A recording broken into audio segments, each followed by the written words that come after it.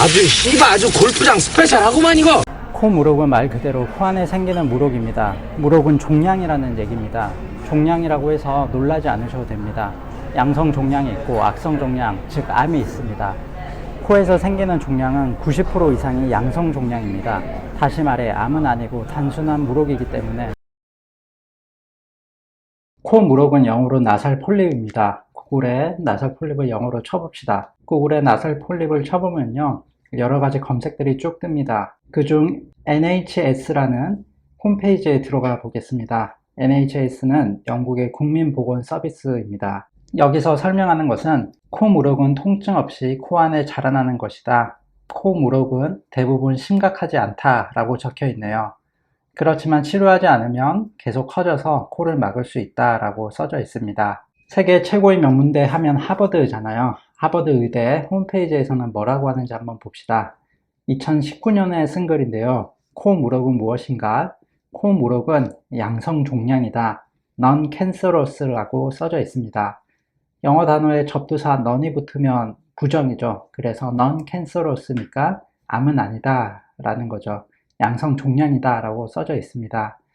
미국 의대 하면 또 존스 홉킨슨도 권위가 있는 곳입니다. 여기서도 똑같이 non-cancerous라고 되어 있네요. 인터넷 백과사전인 위키피디아에서는 뭐라고 써져 있을까요? 나살 폴립을 줄여서 MP라고 합니다. 여기서도 non-cancerous라고 써져 있습니다. 혹시라도 non-cancerous 뜻을 모를까봐 양성 종양이라고 링크를 걸어놨습니다. 이웃한 조직을 공격할 그리고 전이시키는 능력이 떨어진다고 써져 있습니다. 이게 근거 있는 말이냐 라는 데에 대해서 각주를 달아놨죠. 각주를 클릭하면 세계적인 의학 논문들이 있는 펀메드로 들어갑니다. 이 논문에서 이렇게 썼다라고 설명을 해놓고 있네요. 미국뿐 아니라 한국 논문도 같이 봐야죠. 비용종, 원인, 재발, 치료라는 논문에 양측성 비용은 악성인 경우가 1%, 일측성인 경우에는 이런 암일 수도 있다라고 써져 있네요. 이 논문에서는 양성이라고 판단된 코 무록 중 악성이 1%, 한쪽 코 무록일 때는 2.1% 정도 나오더라 라고 하고 있습니다. 이 케이스 스터디 자료의 서문에서는 비강과 부비동에서 발견되는 악성 종양은 전체 상부 호흡기 종양 중에서도 3%밖에 안 되는 드문 질환이다 라고 써져 있습니다. 이처럼 적은 확률로 악성일 수도 있는데 그럼 악성일 때 증상은 어떠냐? NHS 홈페이지에 가보면 비부비동암의 증상을 보면 대표적인 것이 코피, 그리고 목에 부은 혹 같은 게 잡히거나 눈이 안 보이거나 혹은 두 개의 사물로 보이거나 그리고 계속해서 눈물이 고인다 라고 하면 악성을 의심할 수 있다는 거죠. 코 무록의 원인은 정확하게 밝혀지지 않았습니다. 다만 제가 코 무록 환자분들을 지속적으로 봐왔더니 한 가지 공통점이 있었습니다. 바로 비염, 축농증 등 이비인후과 질환을 앓고 계시다는 것입니다. 그래서 비염, 축농증들을 제대로 치료하지 않고 방치해뒀을 때 코 무록이 생길 수 있다는 추론을 하게 된 것입니다. 하버드 의대 홈페이지에 가서 코 무록의 원인을 보면 코에 만성 염증이 있을 때 생기는 것 같다 라고 말하면서 알레르기 비염이 있는 사람들이 없는 사람보다 코 무록이 더 많이 생기는 것 같다 라고 써져 있습니다.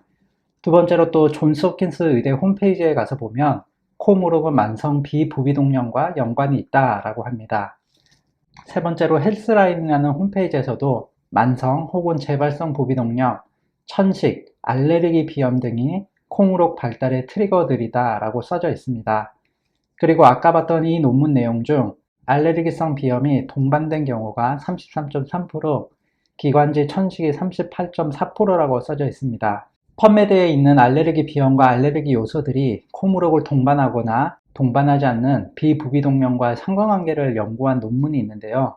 결과가 어느 정도 상관이 있다라고 나왔고 항원 노출을 자제하고 비염을 치료하면 만성 축농증과 코 무록의 재발을 효과적으로 컨트롤할 수 있다라고 합니다. 러시아어로 써져 있는 논문인데요. 아래에 영어 요약이 다양히 있습니다.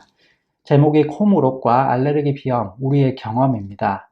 100명의 환자분들을 대상으로 실험했고 그룹 1에서는 알레르기 비염 환자분, 그룹 2는 특발성 비염 환자분, 그룹 3은 아무 비염이 없는 사람들을 해서 실험했더니 비염 있는 사람 65명 중 21명이, 특발성 비염이 있는 25명 중 7명이 코 무록이 있었고 그리고 아무 비염이 없는 사람에게는 코무록도 없더라 라는 결과가 나왔네요. 그래서 이 사람들 생각에는 코무록은 알레르기성 비염과 상관이 있다 라고 말을 하는 겁니다. 그리고 코무록 환자분들 대상으로 호산수 수치를 실험해 봤는데 결과가 단연성 알레르기성 비염은 만성 부비동염과 코무록과 연관이 있더라.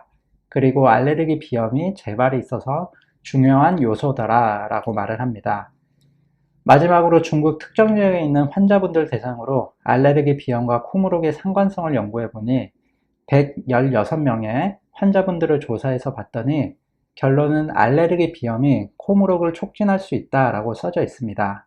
이처럼 코무록의 원인은 아직까지 정확히 모르지만 알레르기 비염, 축농증, 천식 등과 연관성을 찾아볼 수 있었습니다. 코안, 즉 비강 안에 물리적으로 물혹이 있기 때문에 코막힘은 기본적으로 있습니다. 비강의 점막을 물혹이 계속 자극을 하기 때문에 콧물이 계속 나오게 됩니다. 그리고 냄새를 맡는 세포들이 있는 곳을 막아 냄새를 못 맡을 수도 있습니다. 하버드 의대 홈페이지에 들어가서 코무록의 증상을 보면 여러 가지들이 있습니다. 코로 숨쉬기 힘들고, 그리고 코에서 계속해서 이물질이 나오고, 그리고 얼굴에 뭔가 불편한 느낌이 있거나 재발이 잦은 부비동염과 후각 저하가 있을 수 있다라고 써져 있습니다. 코무록의 치료 방법은 크게 두 가지가 있습니다. 수술하는 방법과 비수술 치료 방법이 있습니다. 수술 후 코무록의 재발은 잦다라고 이제 많은 논문들에서 발표하고 있는데요. 그 수치들을 한번 살펴봅시다. 이 논문에서는 총 341명의 수술 환자 중 약 32.5% 정도가 재발되었다는 결과가 있습니다. 그중 천식과 알레르기 비염, 그리고 천식만 갖고 있는 환자들의 재발률이 50% 이상 되었습니다. 이 영어 논문에서는 수술 후 재발률을 봤더니 수술 후 6개월 뒤에는 35%, 12개월 뒤에는 38%, 18개월 뒤에는 40% 정도 재발이 되었다고 하고, 그리고 결과 쪽을 보니 18개월 정도 후에는 60, 70% 정도가 재발을 발견했다고 합니다. 다음 논문에서는 118명의 코무록을 수술한 환자를 봤더니 60% 정도 재발이 되었고, 그중 47%가 재수술 권유를 받았고 27%는 이미 재수술을 받았다고 합니다. 수술 후 10년 동안 관찰해본 논문에서는 113명 중 62%에서 재발이 되었다고 합니다. 장기적으로 추적 관찰해보니 수술 후 재발은 흔하다라고 써져 있습니다. 코무록 재발에 있어서 호상구 증가증의 중요도를 조사한 논문에서는 248명의 환자분 중 55.6%가 재발했다고 합니다. 그리고 장기적으로 추적 관찰해봤다는 논문에서는 3%가 큰 무록, 30%가 중간 사이즈의 무록, 42%가 작은 무록이 재발되었는데, 이는 총 75%에서 크고 작은 무록들이 재발된 것을 볼 수 있습니다. 계속해서 이 논문에서는 43.2%, 또 다른 논문에서는 29.2%와 35.5%, 12년 동안 추적 관찰한 전형적인 코호트 연구 논문에서는 47명 중 38명이 참여했는데 38명 중 30명이 재발되어 78.9% 정도의 재발률을 보이고 있습니다. 그리고 이 논문에서는 31%, 다른 논문에서는 81명의 환자를 5년간 조사했더니 95.6%의 재발률을 보였고, 여기에서는 4에서 60% 정도라고 하는데 자기들이 연구를 해본 44명 중 18명이 재발되어 40% 정도의 재발률을 보였다고 합니다. 그리고 다른 논문에서는 264명을 후형 조사했더니 43.65%, 다른 논문에서는 두 개의 그룹을 나눠서 봤더니 42명 중 23명이 재발해서 재발률 54.7%, 그리고 이 논문은 50% 정도 재발이 됐는데 그중 알레르기성 진균 부비동염이 있는 환자들은 54% 정도 더 높더라 라는 재발률을 말하고 있습니다. 코무록 재발률 논문들은 이 외에도 많이 살펴봤는데 수술 후 높은 재발률과 그리고 천식과 호산수 증가증이 재발률에 많은 영향을 끼친다는 연구 결과들이 많이 있었습니다. 코 무록 자체에는 혈관들이 있습니다. 하지만 신경들은 지나가지 않습니다. 혈관이 있다는 것은 시술 중에 피가 난다는 것이고, 신경들이 없다는 것은 통증이 없다는 것입니다. 비용종의 초미 형태학적 변화라는 논문에서 결과를 보면 비용의 조직은 감각, 혈관 운동성 및 분비 운동성 신경세포가 거의 발견되지 않았다라고 써져 있습니다. 전자현미경적 관찰을 통해서도 신경 섬유는 발견되지 않았다. 비용종의 주된 조직이나 경부에서 이런저런 신경들이 관찰되지 않았다라고 써져 있습니다. 또 다른 한국 논문에서는 비용종은 수분의 함유량이 많고 선모 운동이 저하되어 있으며 기저부를 제외하고 자율신경이 분포하지 않는다라고 써져 있고요. 영어 논문에서도 기저부에 조금 있는 거 말고는 신경이 거의 없다라고 하고 있습니다. 몇 가지 더 살펴봅시다. 이 논문에서도 기저부를 제외한 코무록 부분에서는 자율신경이 발견되지 않았으며 이건 폴립에 자율신경계가 없다는 것을 말한다고 합니다. 코무록 최신 트렌드라는 논문에서도 혈관과 선은 조금 있지만 신경 구조는 거의 없어요 라고 하고 있고요. 이 논문에서는 교감신경계는 없었다 라고 합니다. 마지막으로 하나 더 보면 여기에서도 없다 라고 나오네요. 위키피디아를 보시면 폴립은 뉴런이 거의 없다. 그러므로 폴립을 만드는 조직은 조직 감각이 없다. 무록 그 자체는 아프지 않다 라고 써져 있습니다. 이 말에 대한 근거, 레퍼런스를 봐야겠죠. 이 책에서 나온 거구나 해서 이 책을 또 살펴봤습니다. 이 책을 사서 보니 이렇게 또 나와 있습니다. 마지막 줄에 신경 구조는 없다. 즉 이것은 조직 감각이 없다라는 것으로 결론이 나와 있습니다. 코무록에는 신경이 없다라는 것을 캡사이신을 이용해서 실험한 논문도 있습니다. 캡사이신으로 자극을 주고 코무록에 있는 사람과 없는 사람들의 분비물을 각각 측정해 봤는데 코무록에 있는 사람들은 캡사이신의 반응을 잘 안 하더라 라고 하고요. 이것은 신경 펩타이드가 없다는 것을 시사한다고 합니다. 이렇게 보셨듯이 대다수의 논문들에서 코무록에는 신경이 거의 없다라고 써져 있습니다. 그래서 따로 마취를 하지 않고 통증 없이 코무록을 제거할 수 있는 겁니다. 출혈이 난 것도 한방 지혈 연고를 10분 정도 솜과 함께 코 안에 넣고 지혈을 하면 지혈이 잘 되는 편입니다. 코무록은 비치라고 해서 예전부터 다뤄왔던 질환입니다. 다양한 시술 방법과 처방들이 나열되어 있습니다. 특히 외과 정종에서는 이런 외과적인 치료 방법을 제시하고 있는데요. 코무록은 한의학에서 비치, 비식욕 등으로 불리고 있습니다.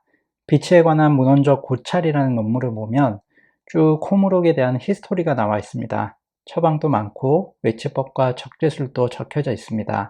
이 논문은 비용종의 외치법에 대한 문헌적 고찰입니다. 동의보감에서도 코무록에 대한 내용이 나오고요. 외과 정종이라는 외과책에서는 구체적으로 코무록을 제거하는 방법이 기재되어 있습니다. 한약재를 빻아서 코무록에 닿도록 넣는다. 이런 내용들도 있고요. 한방에서 비치의 수술은 외과 정종 수술 적재법이 적혀져 있습니다. 비용종 한방 치염예에 관한 임상적 연구에서는 코무록을 치료한 케이스 리포트 같은 거고요. 비용 환자에 대한 임상적 연구에서는 50명의 코무록 환자들을 치료하고 추적 조사한 연구물입니다. 비내시경으로 코무록을 진단했다고 하고요. 치료는 침치료, 혼증치료, 합의 중비갑개와 코무록의 뿌리 부분을 사혈도했고 한약치료도 하고 마지막으로 지혈감자로 코무록을 직접적으로 적출했다고 나옵니다. 한의학에서는 비용을 비식욕, 비치 등의 범주에 속하는 것으로 영추라는 책에 최초로 기재되었다고 합니다. 특히 외과정종 4권에서는 외과적으로 절제하는 치료 방법이 언급되어 있습니다. 한약도 사용되었지만 적재술 보조용이나 재발 방지용으로 사용이 많이 되었다고 합니다. 한약은 지혈 효과, 진통 효과가 뛰어난 약재들을 쓰고 비강 내 분비물 배출을 용이하게 해서 정상 조직과 코무록 조직을 잘 구별하게 해서 적재술할 때 도와준다고 합니다. 다시 한번 적재술의 근거 출처를 말하고 있고요.